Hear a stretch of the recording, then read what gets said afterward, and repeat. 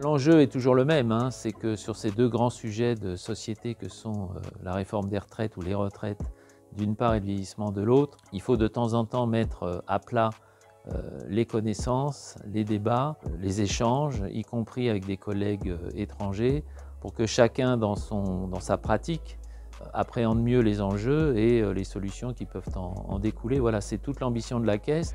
La question qui m'intéresse beaucoup, c'est la question des inégalités face à l'augmentation de l'âge de la retraite, dans laquelle mesure les inégalités d'espérance de vie, les inégalités sociales et économiques jouent, parce que c'est nécessaire pour ensuite penser la question de l'acceptabilité. Il y a une table ronde sur l'acceptabilité des réformes qui est vraiment finalement très à propos au vu du débat qu'il y a eu sur la réforme des retraites cette année. Un de nos sujets importants du côté de la chaire, c'est à la fois de voir les conséquences en termes de politique publique et d'intervention des différents types d'acteurs, puisque dans ces domaines-là, il y a bien entendu l'État, les caisses de protection de sécurité sociale, mais il y a aussi tout un ensemble d'autres acteurs, par exemple le secteur associatif, les collectivités territoriales, ainsi de suite, qui contribuent, qui ont une action sur les politiques menées, et de voir comment tout ça se met en œuvre, comment on peut l'améliorer, est pour nous un enjeu important. De 2010 à 2017, l'âge minimal de la retraite a été décalé de 60 à 62 ans.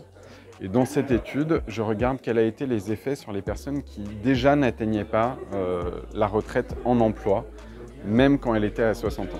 J'utilise pour ça les données de l'enquête emploi. Et ce qu'on observe, c'est que le décalage de l'âge de la retraite a deux effets. Pour les personnes qui sont en emploi, elles prolongent leur emploi de 2 ans.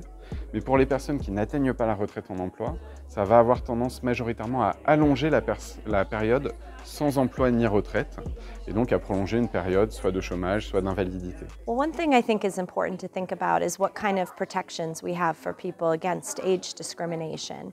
We have plenty of evidence to suggest that older workers are subject to ageist stereotypes, and that people acting on these stereotypes can make it more difficult for them to find new jobs. So having strong age discrimination protections is one way we can help people work longer. But I think we also have to be realistic that even when we put policies in place to try to make it possible for people to work longer, there are always going to be people who won't be able to do that. People who are going to lose their job because of a bad labor market condition and struggle to find a new job, or people that have experienced disability and simply are not able to work. So I think we have to look at the protection side of the equation as well, look at our disability programs, perhaps consider if job training programs can be useful here, to think about ways to protect people that do struggle to work at older ages.